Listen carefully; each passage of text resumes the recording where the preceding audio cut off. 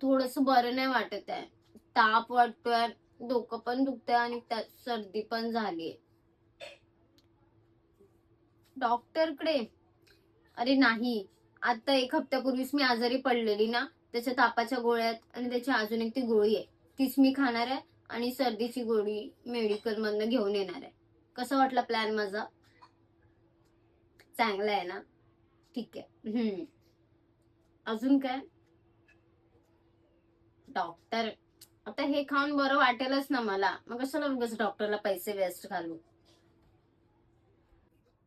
खायला ना ती खिमटी बनवते आणि तुला सांगू, खिमटी ना मला बिलकुल आवडत नाही. आधीच तोंडाची चव गेली आहे.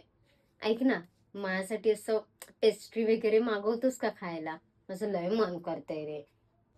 अरे ताकदच नाहीये अंगामध्ये. पागल आहे का तू? सलाईन काय सलाईन? इथे मी डॉक्टरकडे जात नाहीये आणि तुम्हाला सलाईन लावायला सांगतोय. तू तू जा रे, तू झोप जा. वाटलं तुला झोप आली ना, तू झोप जा. फालतूचे सजेशन देऊ नकोस मला. माझे हात आहे ना, मग ते सुन्न होत आहेत आणि पाय पण खूप दुखतात. पण माझे हात का सुन्न होत असतील रे?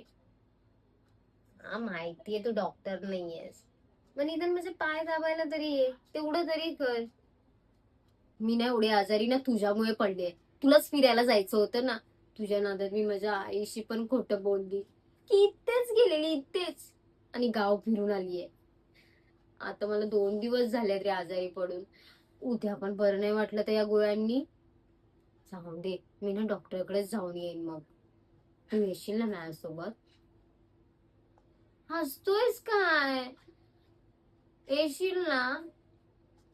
ठीक आहे, जाऊया मग आपण डॉक्टरकडे. बाय, चल.